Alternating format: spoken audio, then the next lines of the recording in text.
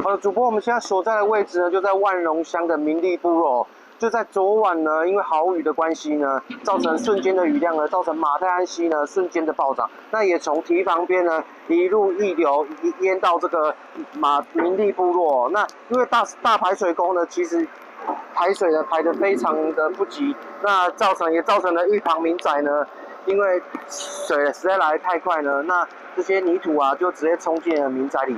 那现场呢也出动非常多的重机具人员呢，现在也在持续的抢修当中哦。那我们来稍早有访问到居民，我们来听看看居民怎么说。我们看到有声音啊，一下子而已呢，一下子声音很大，哇，一下子满起来。